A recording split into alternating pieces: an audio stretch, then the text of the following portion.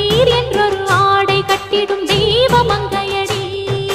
தையம் தீயம் தக்கு தீயம் தக்கு தையம் தீயம் தக்கு தீயம் தக்கு தையம் தீயம் தக்கு தீயம் தக்கு தையம் தீயம் தக்கு தீயம் தக்கு தை பொங்கலும்